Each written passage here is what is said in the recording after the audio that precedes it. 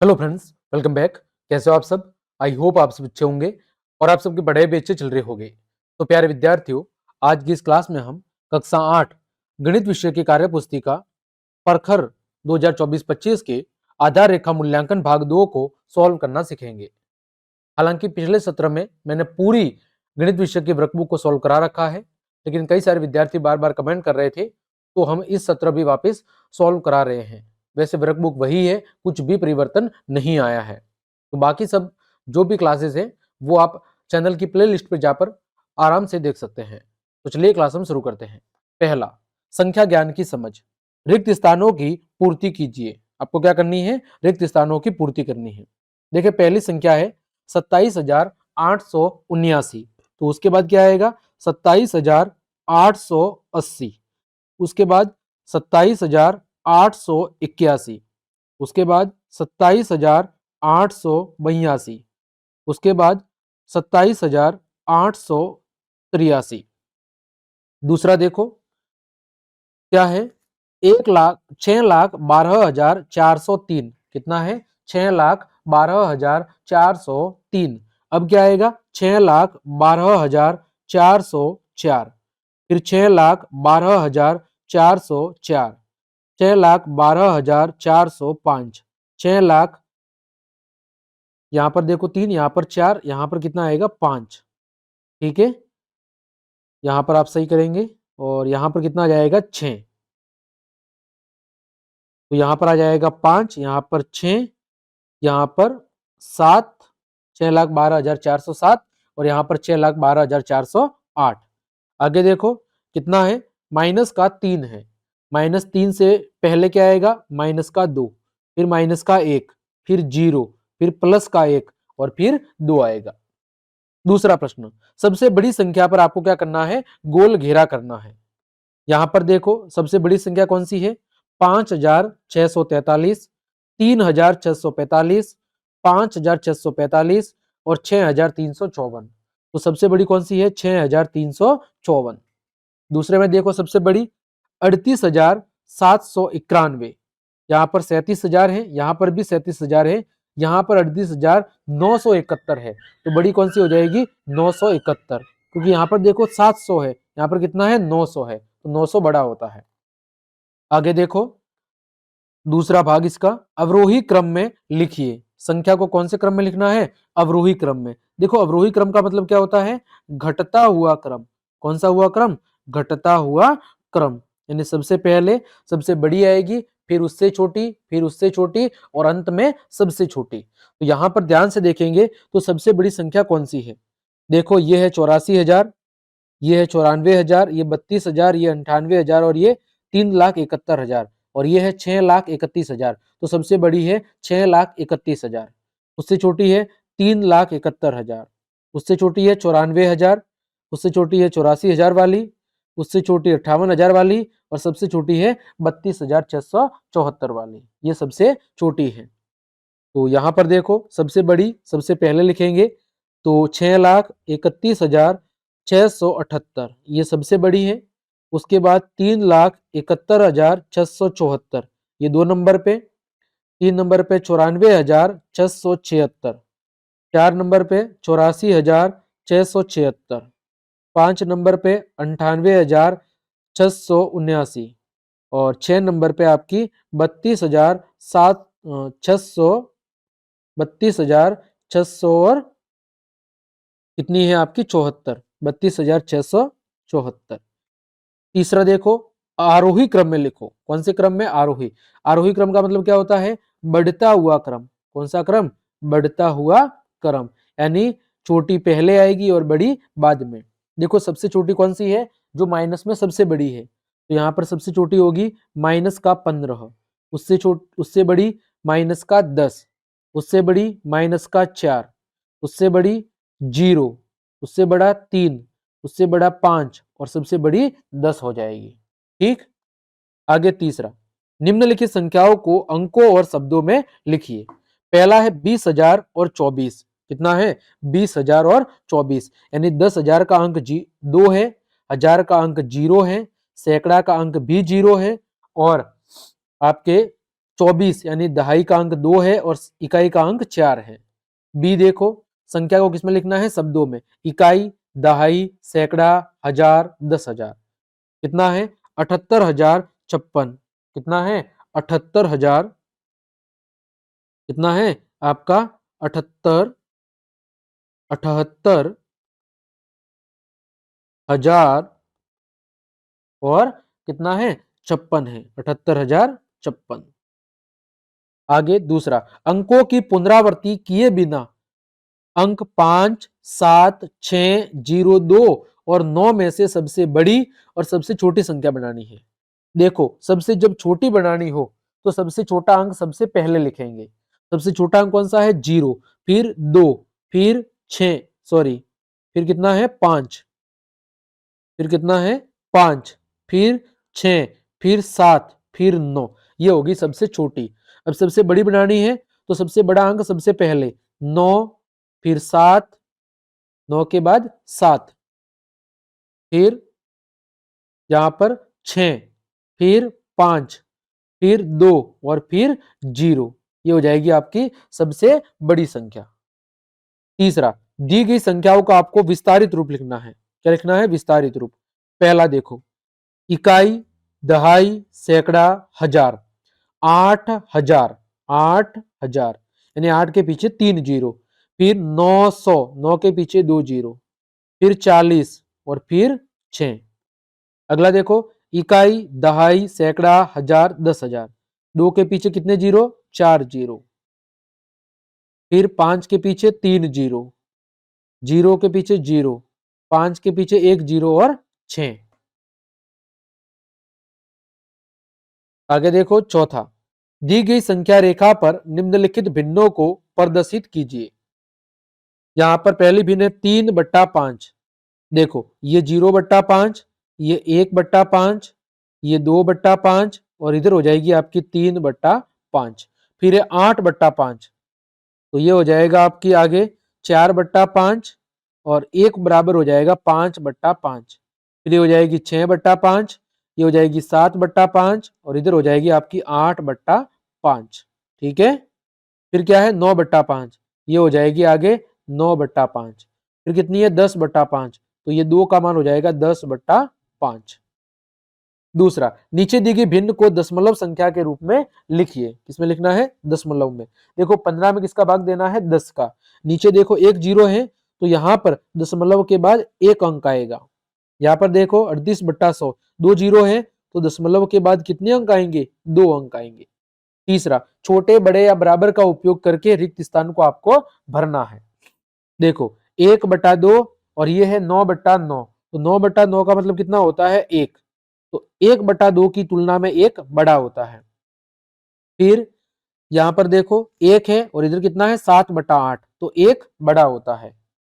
आगे है संक्रियाओं की समझ, हल कीजिए। क्या करनी है आपको, पहले प्रश्न के अंदर जोड़ करनी है। क्या करनी है, जोड़ करनी है। 3,859 में जोड़ना है 6,467 को।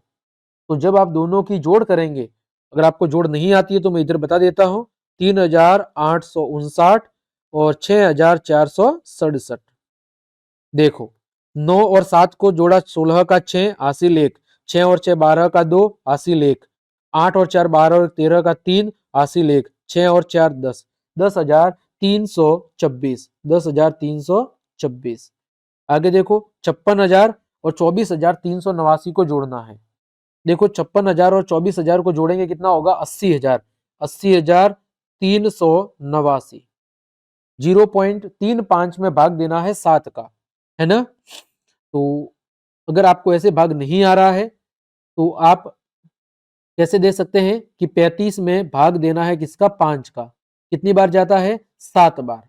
कितनी बार जाता है, 33 के अंदर 5 का भाग जाता है 7 बार। अब देखो, तो 35 में से 35 गया तो कितना आ जाएगा, 0, है ना। तो 5 का भाग 0.35 में कितनी बार गया, 7 बार। तो यहाँ पर उत्तर क्या आएगा, 0.7। कितना आएगा, 0.7। और अगर यहाँ पर पॉइंट के बाद देखो 2 अंक है तो इधर आप पॉइंट के पीछे 7 के पीछे 0 भी लगा सकते हो, उससे कोई गलत नहीं है। छठा देखो, हल कीजिए। संख्या 64,542 में अंक 4 के स्थानीय मानों का गुणनफल कितना होगा। देखो अंक 4 के स्थानीय मान, देखो एक अंक तो है आपका दहाई का अंक, एक अंक है आपके इकाई, दहाई, सैकड़ा, हजार का अंक। तो हजार के अंक का स्थानीय मान कितना होगा 4000, और दहाई के अंक का कितना होगा 40। दोनों को क्या करना है गुणा, 4 का 4 से गुणा करेंगे 16, पीछे कितने जीरो है 3 और एक 4, तो कितने जीरो आ जाएंगे 4 जीरो। ठीक। दूसरा, कोटा दशहरे मेले के अंदर प्रथम 4 दिनों में क्रमशः 3079, 5467, 9014, 12306 लोग आए। बताइए इन 4 दिनों में मेला देखने कितने लोग आए। तो क्या करनी है, सबकी जोड़ करनी है। तो 3079 जोड़ेंगे 5768, फिर 9014 और 12306, इन सभी की आपको क्या करनी है, इन सभी की आप क्या करेंगे, जोड़ करेंगे। तो जब आप जोड़ करेंगे तो देखें आप 3000 और 5000 8000, 8000 और 9000 17000, 12000 29000, 29000, ये 300 और 700, ठीक है, एक 30000, 30000 और 30164, कितना आएगा 30164 आएगा। आगे देखो तीसरा प्रश्न, आगे देखो दूसरा प्रश्न, कोटा दशहरे मेले में प्रथम 4 दिनों में क्रमशः 3079, 5468, 9014 और 12300 लोग 306 लोग आए। तो बताइए इन 4 दिनों में मेला देखने कितने लोग आए।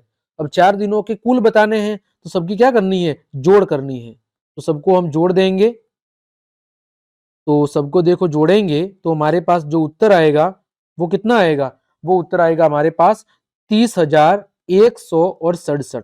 कितना आएगा, 30,167 आएगा। तीसरा देखो, एक व्यापारी ने 150 टेलीविजन सेट खरीदने के लिए 8,07,750 रुपए दिए हैं। कितने टीवियों के, 150 टीवी के। तो एक टेलीविजन का मूल्य कितना है। तो हम यहां पर लिखेंगे एक टीवी का मूल्य, एक टीवी का मूल्य। तो कुल कीमत कितनी थी, 8,07,750, भाग किसका देना है, 150 का। तो एक की कीमत कितनी आएगी, 5,385 रुपए। एक टीवी की कीमत कितनी होगी, 5,385 रुपए। ठीक, ये हो गया आपका प्रश्न संख्या 6। आगे बात करें हम प्रश्न संख्या 7 की। हल कीजिए, क्या करना है, आपको हल करना है। 15 के प्रथम 5 गुणज लिखो, यानी 15 का पहाड़ा 5 बार बोलना है। तो 15 एकम 15, 15 दूनी 30, 15 तिया 45, 1560, 15 पंजे 75। 7 और 11 का सबसे छोटा समान गुणज लिखना है। किसका, 7 और 11 का। देखो 7 और 11 दोनों संख्या बिल्कुल अलग अलग है, दोनों के अंदर किसी भी समान संख्या का भाग नहीं जाता है। तो इनका यदि मुझे समान गुणज निकालना है तो मैं 7 गुणा 11, कितना आ जाएगा 77। और अगर आपको ऐसे समझ में नहीं आ रहा है प्यारे विद्यार्थियों, तो आप 7 का पहाड़ा भी लिख सकते हैं। किसका पहाड़ा लिख सकते हैं, 7 का। देखो 7 एकम 7, 7 दूनी 14, 7 तिया 21, 7 चौक 28, 7 पंजे 35, 7 छिंग 42, सत्तू छत्तू 49, सत्तू अट्टू 56, 7 नम 63, 7 दाम 70 और 7 का 11 बार करेंगे तो 77। 11 का 11 एकम 11, 11 दूनी 22, 11 तिया 33, 11 चौक 44, 11 पंजे 55, 11 चिंग 66, 11 सत्ते 77। देखो 77 इधर भी है और 77 इधर भी है। तीसरा, 36 और 72 का आपको महत्तम समापवर्तक निकालना है। क्या निकालना है, मसप निकालना है। यानी वह बड़ी से बड़ी संख्या कौन सी है जिसका भाग 36 में भी जाता है और 72 के अंदर भी जाता है।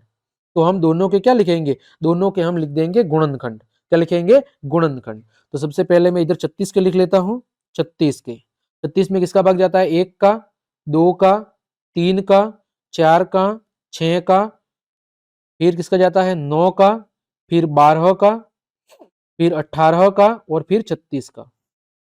फिर बात आती है 72 की। 72 के गुणनखंड कौन कौन से हैं, 1, 2, 3, 4, 6, 8, 9, 12, 18, 36 और 72।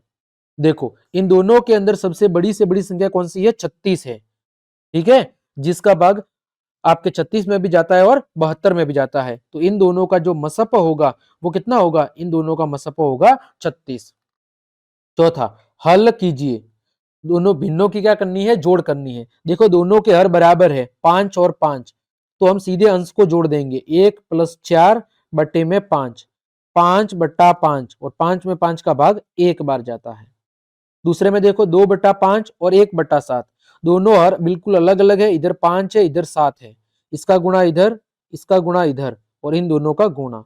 तो 5 सत्ते 35, ठीक, 7 दूनी 14, और 5 एकम 5, 14 और 5 को जोड़ेंगे कितना आएगा? 19, 19 बट्टा 35। तीसरा देखो, -10 प्लस माइनस माइनस का 2, -10 और -2 माइनस का 12। आगे मापन की समझ, प्रश्न संख्या 9, 2000 ग्राम। तो आप सबको पता है कि 1 किलो के अंदर कितना ग्राम होता है? 1000 ग्राम होता है। तो 2000 ग्राम का मतलब 2000 में 1000 का भाग देंगे तो कितना किलो हो जाएगा? 2 किलो। 6750 ग्राम, यानी कि 6 किलो और आपके 750 ग्राम। ठीक, फिर 3.5 किलो, तो देखो 3.5 गुणा 1000, तो कितना हो जाएगा? ये हो जाएगा 3500 ग्राम। कितना हो जाएगा? 3500 ग्राम हो जाएगा।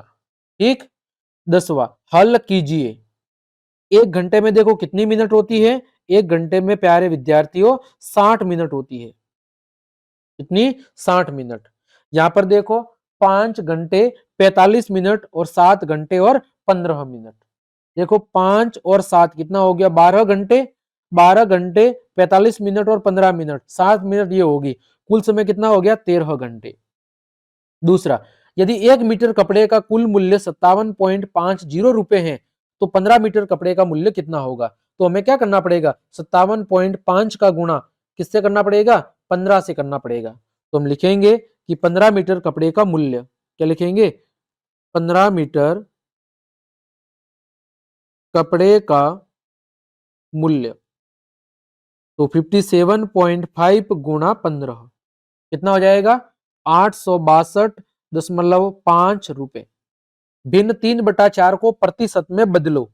देखो जब प्रतिशत में बदलना है तो किससे गुणा करेंगे? 100 से। ठीक है, देखो 4 एकम 4, और 4 से 100 कटेगा 25 बार। 25 का 3 से गुणा करेंगे कितना हो जाएगा? 75%। कितना होगा? 75%।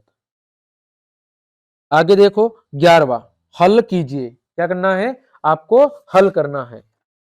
एक ग्वाले के पास 25 लीटर दूध है, उसने 15 लीटर और 750 मिलीलीटर दूध बेच दिया। अब ग्वाले के पास कितना दूध शेष बचा है, ये आपको बताना है। ठीक है, तो क्या करेंगे? हम घटाव करेंगे। तो यहां पर लिखेंगे शेष दूध, शेष का मतलब घटाना है।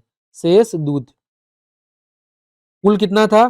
25 लीटर, उसमें से कितना बेच दिया? 15 लीटर और 750 मिलीलीटर बेच दिया। पीछे कितना बचा? 9.25 लीटर बच गया। ठीक, 12वां, यदि 1 दर्जन केलों का मूल्य 36 रुपए है, तो 372 रुपए में कितने केले आएंगे? तो 372 में हमें भाग किसका देना है?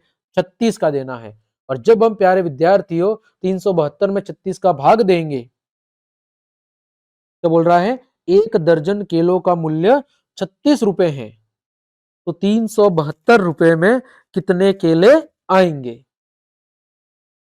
तो यहां पर आप ध्यान से देखेंगे तो देखो 36 रुपए में कितने केले आ रहे हैं? 12 केले, यानी एक केले की कीमत कितनी है? 3 रुपए। कितनी है? 3 रुपए। तो हमें 372 में किसका भाग देना पड़ेगा? 372 के अंदर 3 का भाग देना पड़ेगा। किसका भाग देना पड़ेगा? 3 का भाग देना पड़ेगा, ताकि केलों की संख्या हमारे पास आ जाएगी। तो देखो 372 में जब हम 3 का भाग देंगे तो कितना आएगा? 124 केले। कितना आएगा? 124 केले। आगे देखो, यदि मूलधन 5000 रुपए दर 8% वार्षिक और समय 3 वर्ष हो, तो साधारण ब्याज कितना होगा? सूत्र क्या होता है? मूलधन, मूलधन 5000 गुणा समय 3 वर्ष गुणा दर बट्टे में 100, ये सूत्र होता है। 2 जीरो से 2 जीरो कट गए। देखो 8 तिया 24, 24 का गुणा करना है 50 से, तो कितना होगा 1200 रुपए। कितना होगा 1200 रुपए। आगे देखो आधारभूत ज्यामिति की समझ। 12वां, सत्य और असत्य कथनों को आपको टिक करना है। क्या करना है? सत्य और असत्य कथनों को आपको टिक करना है। वह कोण जो दो समकोण के बराबर होता है, वह कोण जो दो समकोण के बराबर होता है सरल कोण कहलाता है। बिल्कुल सही बात है। सरल कोण का मतलब कितना होता है? 180 डिग्री, यानी दो समकोण 90 प्लस 90 के योग के बराबर होता है, क्योंकि समकोण का मतलब कितना होता है? 90 डिग्री। प्रतिवर्ती कोण की माप 360 डिग्री होती है। इसकी कोण माप प्रतिवर्ती कोण की बिल्कुल गलत है। प्रतिवर्ती कोण कितना होता है? 270 डिग्री। दो पूरक कोणों का योग 180 होता है, गलत। दो पूरक कोणों का योग 90 डिग्री होता है, यह कथन भी असत्य है। 13वां, रिक्त स्थानों की पूर्ति करो। 500 रुपए के नोट की आकृति में भुजाओं और कोनों की संख्या बताओ। तो देखो कितनी होती है? 4 भुजाएं होती है, 4 कोने होते हैं। पासे के अंदर कुल पृष्ठ फलक और कोनों की संख्या बताओ। किसमें? पासे के अंदर। तो आप सबने पासा देखा होगा। पासे के अंदर फलक यानी पृष्ठ और कोनों की संख्या आपको बतानी है। तो देखें पासे के अंदर जो भुजाएं हैं, भुजाएं कितनी होती है? 6, और कोने कितने होते हैं? 8 होते हैं। अगला तीसरा, यदि एक त्रिभुज की सभी भुजाएं आपस में बराबर हैं तो उसके कोण भी क्या होंगे? उसके कोण भी बराबर होंगे। उसके कोण भी बराबर होंगे। अगला देखो प्रश्न संख्या 14, हल कीजिए। आपको क्या निकालना है? पहली आकृति में परिमाप। परिमाप क्या होता है? परिमाप होता है चारों ओर की माप या चारों भुजाओं का योग। ठीक है, चारों भुजाओं का योग, या कह सकते हैं सभी भुजाओं का योग। तो यहां पर सबको जोड़ना है, तो 4 गुणा 3.5, और 4 का गुणा जब हम 3.5 से करेंगे, इसका गुणा 4 का गुणा जब हम 3.5 से करेंगे तो कितना आएगा? 14 सेंटीमीटर। दूसरे में क्षेत्रफल, लंबाई गुणा चौड़ाई, तो 6 गुणा 3 यानी 18 वर्ग सेंटीमीटर। अगले में क्षेत्रफल, त्रिभुज का क्षेत्रफल होता है 1/2 आधार, आधार गुणा ऊंचाई, आधार गुणा ऊंचाई। तो ऊंचाई कितनी है? देखो 7, और आधार कितना है? 8, तो 7 गुणा 8। 2 से 8 कटेगा 4 बार, 4 सत्ते 28 वर्ग सेंटीमीटर। ये हो जाएगा आपका क्षेत्रफल। आगे देखो 15वां, रिक्त स्थानों की क्या करनी है? आपको रिक्त स्थानों की आपको पूर्ति करनी है। तो यहां पर देखो पहला है वो आपको क्या करना है? कोण मापकर बताना है। क्या करना है? कोण मापकर बताना है। तो देखो बिल्कुल जो सीधा कोण होता है, ऐसे कुछ यहां पर जो बिल्कुल सीधा बनेगा वो कितना होगा? 90। ये 90 से ज्यादा दिख रहा है, यानी लगभग 120 डिग्री का है। कितना है? 120 डिग्री का। दूसरे में रेखाखंड की आपको क्या बतानी है? माप बतानी है। तो रेखाखंड को आपको क्या करना पड़ेगा? यहाँ पर मापना पड़ेगा। क्या करना पड़ेगा? रेखाखंड को आपको माप कर बताना पड़ेगा। तो इसे जब आप स्केल की सहायता से मापेंगे तो ये कितना लंबा है? 3.5 सेंटीमीटर। कितना लंबा है? 3.5 सेंटीमीटर। और अगला कोण है, इस कोण को जब आप चांदे की सहायता से मापेंगे, इस कोण को आप जब चांदे की सहायता से क्या करेंगे? मापेंगे, तो इस कोण की आपको क्या बतानी है? इस कोण की आपको माप बतानी है। तो ये कोण है आपका 160 डिग्री का। और कोण का प्रकार देखो 90 डिग्री से ज्यादा है और 180 से कम है, तो ये कौन सा कोण है? ये आपका अधिक कोण है। कौन सा कोण है? अधिक कोण। आगे देखो 16वां, एक समबाहु। देखो समबाहु यानी जिसकी सभी भुजाएं समान होती है। सम का मतलब क्या होता है? समान, और बाहु का मतलब क्या होता है? भुजा। यानी एक ऐसा त्रिभुज जिसकी सभी भुजाएं समान होती है, उसकी भुजा की माप 6 सेंटीमीटर है। तो त्रिभुज का माप ज्ञात करो। देखो मैं आपके सामने त्रिभुज बनाता हूं। क्या बनाता हूं? आपके सामने एक त्रिभुज बनाता हूं। ये हमने बना दिया एक त्रिभुज। समझ लीजिए इसकी तीनों भुजा समान है, 6, 6 और 6। अब चित्र थोड़ा टेढ़ा मेढ़ा बना है, वो आप समझ जाना। अब इसका परिमाप निकालना है। तो परिमाप क्या होगा? परिमाप होगा तीनों भुजाओं का योग, यानी 3 गुणा भुजा। तो एक भुजा की माप कितनी है? 6 सेंटीमीटर। तो 3 गुणा 6 यानी कि परिमाप कितना होगा? 18 सेंटीमीटर। अगला एक वर्गाकार वस्तु की भुजा 10 सेंटीमीटर है, वस्तु का क्षेत्रफल, तो वर्ग का क्षेत्रफल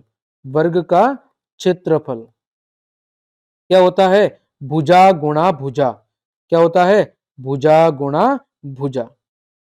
तो 10 गुणा 10 यानी कि 100 वर्ग सेंटीमीटर, क्या होगा, 100 वर्ग सेंटीमीटर। अगला, एक वृत्त की परिधि 198 सेंटीमीटर है, तो वृत्त की त्रिज्या ज्ञात करो।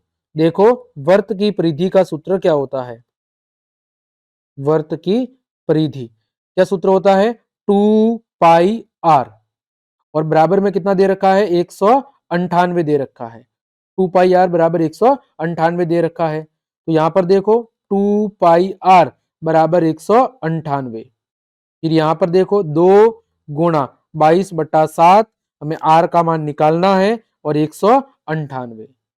तो यहां पर आप ध्यान से देखेंगे तो 198 को किससे काटना पड़ेगा आपको, तो यदि r का मान निकालना है मुझे तो r बराबर 198, इधर 7 भाग में है, उधर जाएगा तो गुणा में, इधर 2 गुणा 22 आ जाएगा भाग में। तो देखो, जब हम 198 में किसका भाग देंगे, 11 का, तो 11 से 22 कटेगा 2 बार, और ये कितनी बार कटेगा, 18 बार, ये फिर कटेगा 9 बार, तो 9 सत्ते 63, 9 सत्ते 63, और 63 में किसका भाग देना है, 2 का, तो 63 में जब आप 2 का भाग देंगे तो कितनी आएगी, 31.5 सेंटीमीटर, कितनी आएगी, 31.5 सेंटीमीटर आएगी। ठीक है, तो ये आपको अच्छे से याद रखना है। आगे बात करें आंकड़ों का प्रबंधन, संख्याओं को टैली चिन्ह में लिखिए। 4 का टैली चिन्ह क्या होता है, 1 2 3 और 4। दूसरा 7 का टैली चिन्ह 1 2 3 4, ये 4, फिर ये 5, फिर 6 और 7, फिर 13 का 1 2 3 4 5 6 7 8 9 10 11 12 13 18। नीचे दिए गए पैटर्न को आपको आगे बढ़ाना है। देखो, यहां पर 18 में 5 जुड़ा तो 23, 23 में 5 जुड़ा तो 28, 28 में 5 जुड़ा तो 33, सब जगह 5 को जोड़ा गया है। अब 33 में 5 जुड़ेंगे तो 38, 38 में 5 जुड़ेंगे तो 43। यहाँ पर देखो 8 का पाड़ा बोला गया है, 8 एकम 8, 8 दूनी 16, 8 तिया 24, 8 चौक 32, 8 पंजे 40, 8 छिंग 48। यहाँ पर देखो कितना जोड़ा गया है,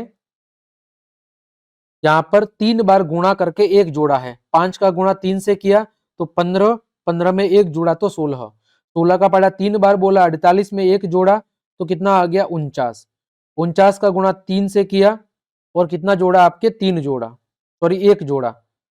49 का गुणा जब हम 3 से करेंगे तो कितना आएगा, 147 में 1 जोड़ा तो कितना आ गया, 148।